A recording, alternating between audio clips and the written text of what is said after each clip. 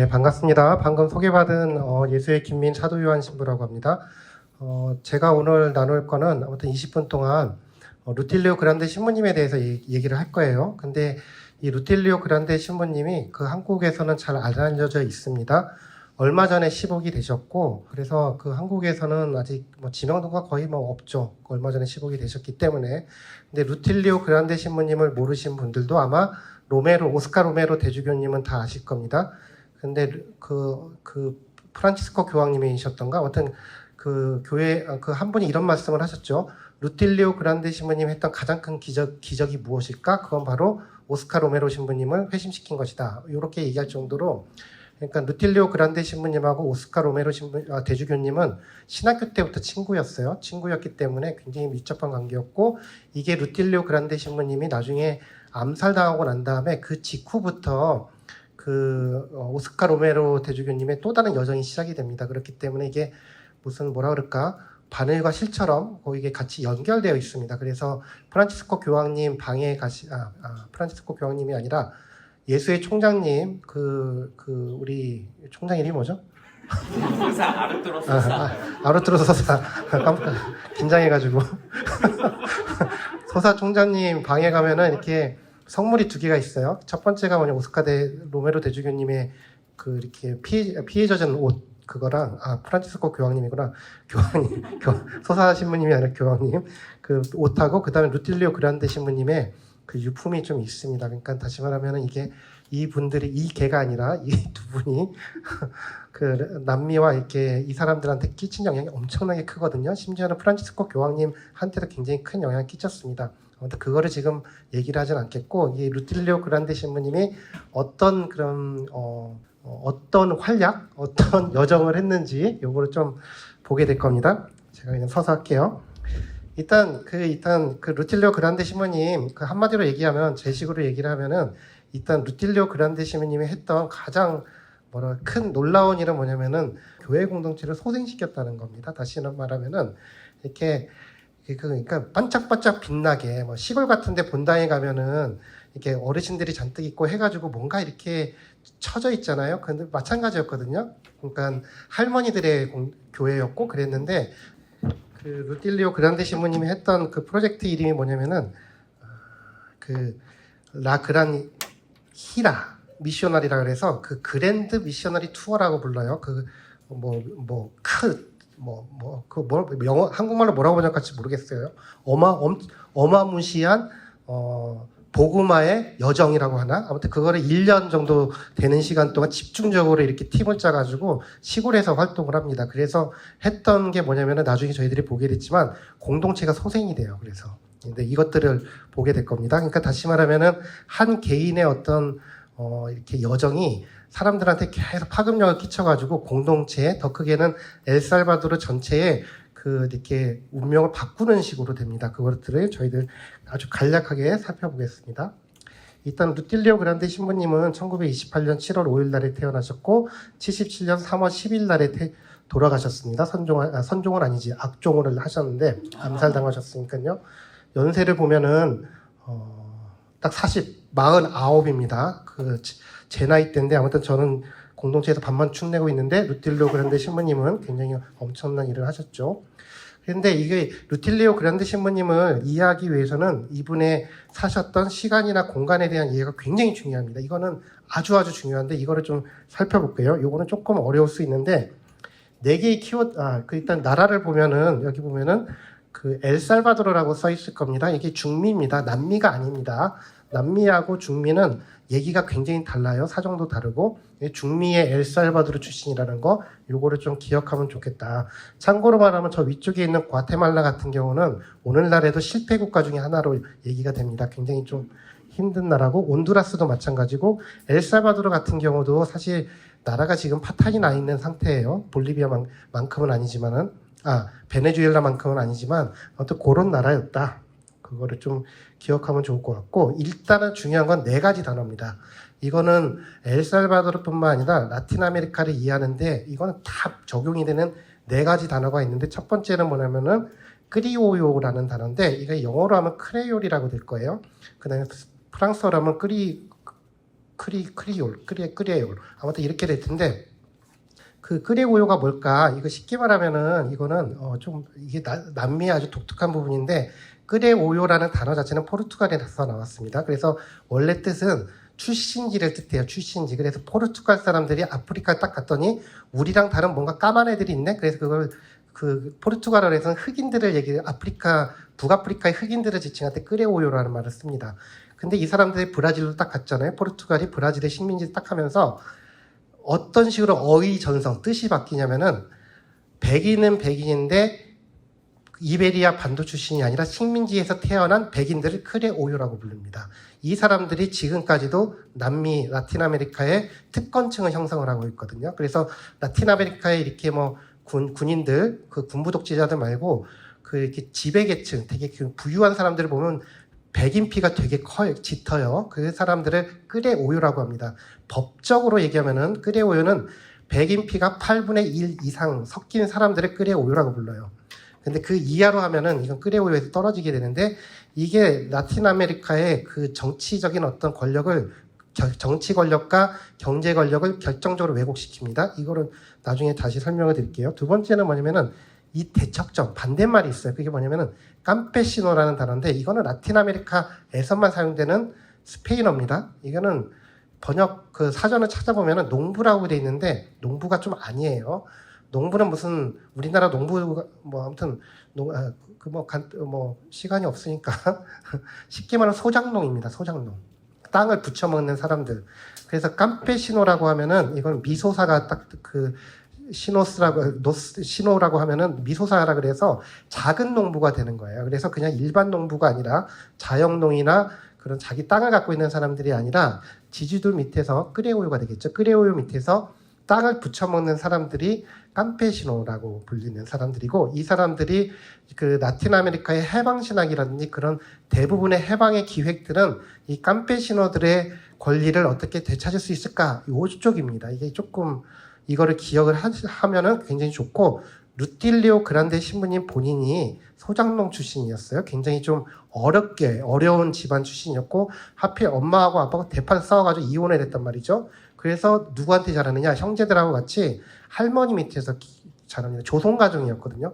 조선 가정이었고, 바이스날이라고 불리는 되게 그 시골의 조선 가정, 되게 가난했다는 얘기죠. 근데 이분이 이렇게 운이 좋게도 그 어떤 주교님이 사목 방문을 하다가 그 12살짜리 꼬마애를 보고 너무 애가 반짝반짝 그러니까, 야, 너 그냥 여기서 썩지 말고 신학교 들어가. 그래서 그 낙하산으로 마치 우병우처럼 우영우인가? 아무튼 낙하산으로 이렇게 소신학교를 들어가게 돼요. 그렇게 되면서 사제로서의 길이 걷게 되거든요. 안 그랬으면 그냥 농촌에 있는 그냥 그런 사람이 됐겠죠. 세 번째 단어가, 이거는 굉장히 좀 라틴 아메리카 입장에서 가슴 아픈 단어인데, 훈타라는 게 있어요. 이거는 스페인어에서 나왔고, 스페인어에서 훈타는 뭐냐면은 그냥 모임을 뜻합니다. 모임을 뜻하는데, 이게 모임을 뜻하는 단어가 코르테스라는 단어가 있고 훈타가 있는데, 원래 둘 다 도시 자치 모임 같은 걸 뜻해요. 그러니까 시정부, 시자치위. 근데 이 훈타는 좀 고약하게 바뀝니다. 어떻게 바뀌느냐? 군부 지도자들의 이렇게 군사 평의회, 이걸 훈타라고 불러요. 그래서 남미 쪽에서 훈타라고 할 때는 뭘 뜻하냐면 군부 세력을 훈타라고 불러요. 그래서 굉장히 가슴 아픈 단어가 되죠. 남미의 남미가 아니라 라틴 아메리카의 역사는 이 군부라는 하나의 축과 끄레오요로 불리어지는 경제적인 어떤 독점권을 갖고 있는 그 세력들 사이에서의 그 다이나미즘이 형성이 되는데, 거기에다가 이 깜페시노, 다시 말하면 혁명 세력이 들어와가지고 완전히 이렇게 라틴 아메리카의 역사를 그냥 굉장히 비극적으로 하게 되죠. 네 번째 요소가, 이게 굉장히 애매모호한 겁니다. 그게 뭐냐면 이글레시아, 교회거든요. 이 교회가 원래는 끄리오요하고, 그러니까 귀족은 아니고 이렇게 뭐라 그럴까? 우리식으로 하면 권문세가 같은 거죠. 그러니까 뭐 그런 사람들, 돈 있고 힘 있는 사람들하고 군사력을 갖고 있는 군인들하고, 그 다음에 종교 권력이라고 할 수 있는 교회 사이에 삼각 동맹이 있었어요. 근데 이게 깨지게 된 게 2차 바티칸 공의회 이후에 깨지기 시작합니다. 이건 약간 이따가 또 살펴볼 거예요. 그렇게 되면서 루틸리오 그란데 신부님의 놀라운 여정이 이렇게 틈새에서 시작이 되는 되게 됩니다. 이거를 되는 거죠. 자, 이 끄리오요 같은 경우 뭐 그 되게 인상이 되게 그 세게 생긴 이분은 그 시몬 볼리바르라 그래가지고 그 라틴 아메리카의 뭐지 조지 워싱턴이라고 불리는 이 사람이 나라를 엄청나게 많이 독립시켰거든요. 그 사람인데 이 시몬 볼리바르가 바로 끄리오요 출신입니다. 이 끄리오요가 어떻게 이 사람들한테 적이 두 개가 있었어요. 적이. 첫 번째 적은 뭐냐면은 그 페니술라 테스라 그래서 반도 출신에 있는 그 정통 그 유럽인들 이 사람들한테 이 사람들부터 독립하는 것. 두 번째 적이 뭐냐면 여기 나오죠. 원주민들. 캄페시노 이 사람들도 적이었습니다. 근데 끄레오요가 그 시몬 볼리바르라는 사람이 그냥 낭만적으로 해방 엘 리베라토스인가 뭔가 해서 뭐 영화 제목 중에 하나가 뭐 해방자 이렇게 돼 있는데 그렇지 않아요. 이게 내막을 보면은 유럽인들로부터 해방이지만은 원주민들한테 굉장히 가혹한 멍해를 뒤집어쓴 사람이거든요. 근데 끄레오요라는 것에 이런 사람들의 핵심은 요거였다. 이거를 좀 기억하면 좋을 것 같아요. 자, 이거는 남미 전체는 아니고 라틴 아메리카 전체는 아니고 엘살바도르 같은 경우가 이 끄레오요가 어느 정도로 이렇게 왜곡되어 있는지 딱 볼 수 있는 게 그 스페인어로 라스카토르체 파밀리아스라는 단어가 있어요. 이게 뭐냐면은 14가문이라는 겁니다. 다시 말하면은 엘살바도르는 300년 정도 동안 14가문이 불을 독점을 해요. 이 14개의 가문이 어떤 식으로 독점을 하느냐. 커피 농사를 완전히 독점을 합니다. 엘살바도르가 커피로 유명하거든요. 우리가 아는 건 뭐 과테말라라든지 콜롬비아 이런 커피만 아는데 엘살바도르도 이게 대표적인 환전상물로 이게 수입원이 커피였어요. 커피. 그렇기 때문에 이 커피를 그 라스카토르세 파밀리아스들이 장악을 했던 거죠. 그렇게 되면서 그 엘살바도르의 모순이 아주 그냥 심각해집니다. 이거는 그 1981년이니까 엘살바도르에서 한참 우파들하고 좌파라고 부르기보다 혁명 세력 간에 막 내전 상황이 막 벌어지고 있을 때 누구죠?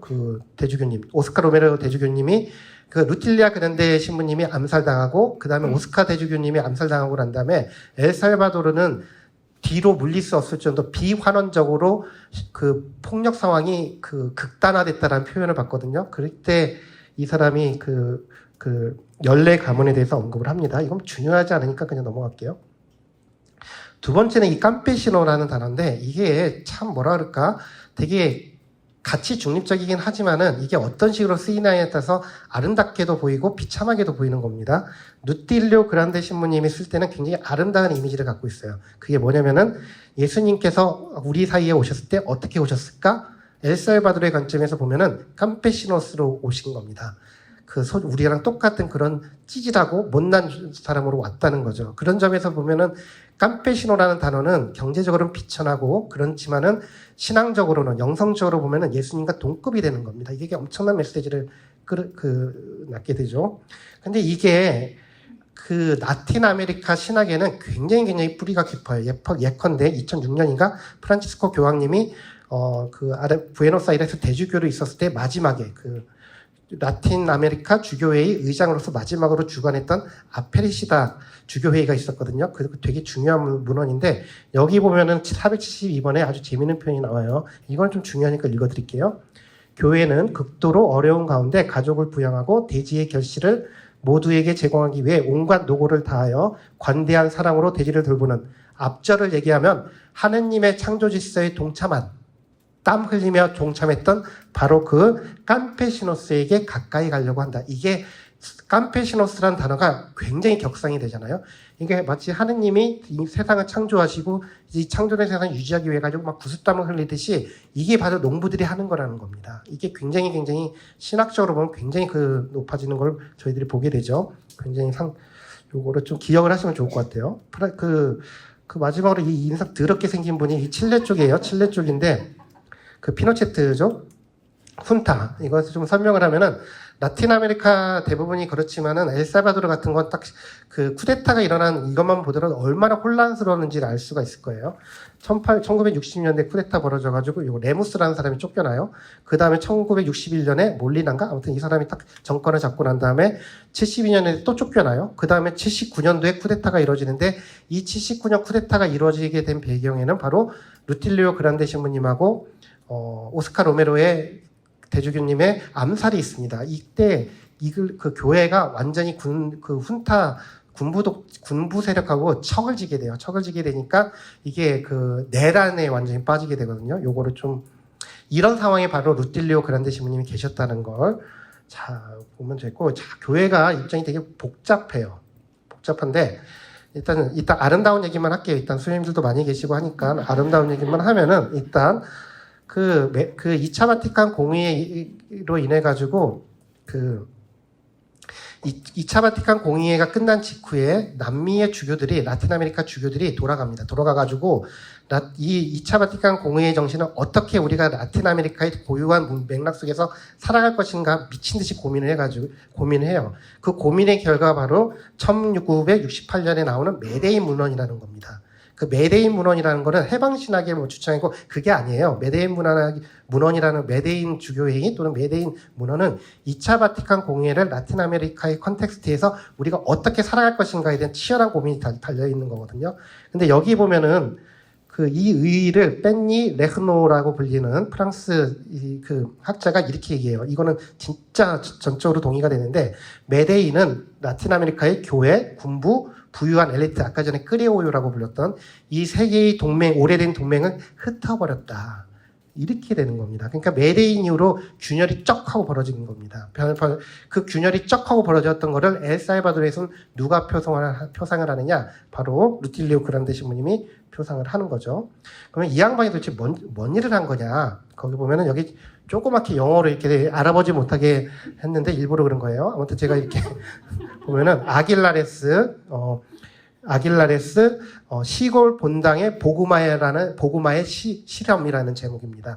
이건 루틸리오 그란데 신부님이 1년 정도의 아까 그랜드 미셔너리 투어라고 불리는 선교 활동을 한 다음에 그 보고서를 쓴 거예요. 이 보고서가 이게 2편이 나옵니다. 1편, 2편이 나오거든요. 근데 그게 굉장히 재밌어요.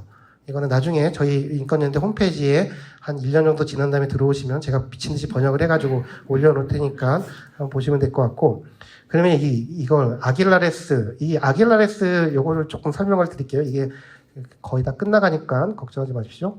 요 아길라레스 사진이에요. 여기 보면은 아길라레스가 그 엘살바도르 수도 산살바도르 근처긴 하지만은 굉장히 후진 동네예요.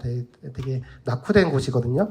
그래서 거기 보면은 여기서 이분이 팀을 짜가지고 들어간 겁니다. 들어가가지고 했던 거는 그 마을을 돌아다니고 특히 사람들 동네에 들어가가지고 공동체를 만들려고 해요. 그게 바로 유명한 BC라고 불리는 기초공동체거든요. 그래서 공동체를 만드는데, 근데 이분이 내가 이 그랜드 미셔너리 투어를 할 때 목표가 무엇인지 분명하게 말을 합니다. 그게 뭐냐? 사목적 목표가 뭐냐? 자신의 운명을 스스로 개척하고 삶의 현실을 제2차 바티칸 공의회와 메데인의 노선에 따라 변화시키고자 하는 새로운 민중의 살아있는 공동체의 교회. 다시 말하면 그냥 신부님이 일요일마다 무슨 얘기 딱 하면은 이렇게 한 다음에 들어와가지고 야 이제 미사 끝났으니까 우리 마음껏 놀아도 돼, 이런 류의 죽어있는 그 교회 공동체가 아니라 살아있는 교회 공동체, 그렇기 때문에 삶의 자리이면서 성찰의 자리이면서 회심의 자리가 되는, 그래서 여기 새로운 민중, 그러니까 새로운 민중의 살아있는 공동체를 만들자. 이런 작업이 자신의 목표라고 명확히 얘기를 합니다. 더 보면은 이래요. 그래서 우리가 원하는 건 뭐냐? 우리가 원하는 거는 사람들이 오기를 기다리는 그런 교회가 아니라 모바일 처치라는 표현을 써요. 물론 영어로 쓴 건 아니지만, 다시 말하면은 움직이는 교회여야 되고 찾아가는 교회여야 된다는 겁니다. 실제로 이분은 그래서 본당에 그냥 머무른 게 아니라 시골 본당 공소에 머문 게 아니라 계속 가가호호 방문을 해가지고 거기서 이렇게 굉장히 부추겨요. 뭘 부추기느냐? 리더를 뽑으라고. 공동체 리더를 뽑으라고 부추긴 다음에 뽑히면은 뒤로 딱 물러섭니다. 보조성이 원래 있다가 물러서 가지고 이쪽에서 스스로 결정하도록 계속 서포트를 해줘요. 그래서 공동체를 그런 식으로 만들었거든요.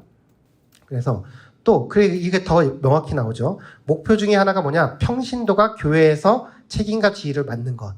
그리고 사제는 오직 보조적인 방식으로 이 평신도들을 평신도 리더십을 돕는 것. 이거 굉장히 그 시대에 앞선 거죠. 그렇기 때문에 그 토마스 켈리라고 미국에 있는 그 루틸리오 그란데 빠돌이가 있어요. 이분이 막 루틸리오 그란데 신부님 막 스페인어로 된 거 다 번역해가지고 영어로 번역해가지고 책을 냈는데 제가 그걸 보고 있는데 하여튼 그분은 그냥 이렇게 좀 오버하긴 하지만 서번트 리더십이라 그래가지고 그 서번트 리더십의 원형 정도로 파악을 하더라고요. 근데 제가 볼 때 좀 오버하고 아무튼 이런 게 있다. 그래서 이게 굉장히 그 1976년, 77년 이때의 시기를 생각이 든다고 한다면 생각을 하시면 이게 굉장히 전위적이라는 건 굉장히 진보적이었어요. 그래서 그 목표는 뭐냐?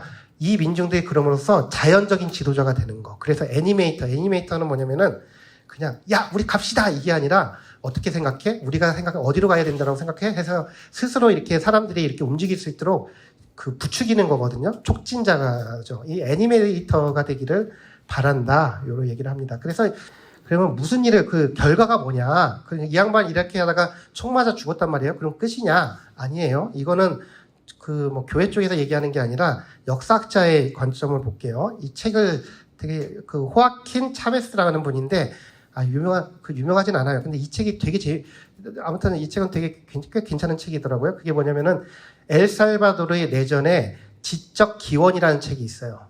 엘살바도르 내전의 지적 기원이라는 책인데 이 책이 되게 재밌는 게 뭐냐면은 기존의 이론을 좀 뒤집어 엎으면서 새로운 것들을 발굴해내는데 이게 루틸리오 그란데 신부님하고 굉장히 밀접하게 연관이 되어 있습니다. 이걸 보면 이래요. 원래 그러니까 이분의 그 차베스 꼭 볼리비아 대통령이랑 비슷한데 아무튼 차베스 이분이 그 하는 얘기는 한마디로 말하면 이겁니다. 엘살바도르 혁명이 어떻게 가능했을까? 답은 신좌파다. 신좌파. 근데 이들은 신좌파가 어디서 왔냐? 이게 이 사람의 태제고 굉장히 독특한 부분이거든요. 쉽게 말하면은 막시스트 구좌파가 엘살바도르의 해방을 가져왔다라고 보지 않는 겁니다. 이 구좌파가 아니라 새로운 좌파가 있는데 이 새로운 좌파는 간단히 얘기하면 원래 신좌파라는 얘기는 유럽의 용어예요. 유럽에서 1968년 그 프랑스 쪽에 혁명 이후로 그 굉장히 새롭게 막시즘을 해석을 하고 결정론적 관점에서 벗어나 가지고 새로운 이런 식으로 막 얘기를 하는데 뿐만 아니라 라틴 아메리카에서도 새로운 그 지적 운동이 벌어졌다라고 보는 겁니다. 근데 이 양반은 아주 독특하게도 그거를 농민 지식인에서 찾아요. 이게 굉장히 재밌는 겁니다. 참고로 저 위에 있는 게 라오스, 베트남, 타이완, 코리아도 있네요. 그 K 그거네요. 아무튼 이런 게 있는데 이게 바로 도미노 이론이거든요. 라틴 아메리카가 됐든 아시아가 됐든 그 미국이나 우파들을 완전히 그 강박증적으로 몰고 갔던 게 도미노 이론이에요. 도미노 이론은 뭐냐면 혁명을 수출한다는 겁니다. 그 빨갱이들이 가만히 있으면 좋은데 얘네들이 계속 부추기면서 나라별로 이렇게 확대가 된다는 거예요. 근데 이거는 라틴 아메리카에서 마찬가지였어요. 그래서 체 게바라 같은 사람이 대표적으로 앙골라에 가고 나중에 볼리비아에서 죽잖아요. 이런 식으로 혁명을 수출했는데 엘살바도르는 독특하게 자생적으로 됐다는 겁니다. 그거는 굉장히 설득력 있게 얘기를 해요.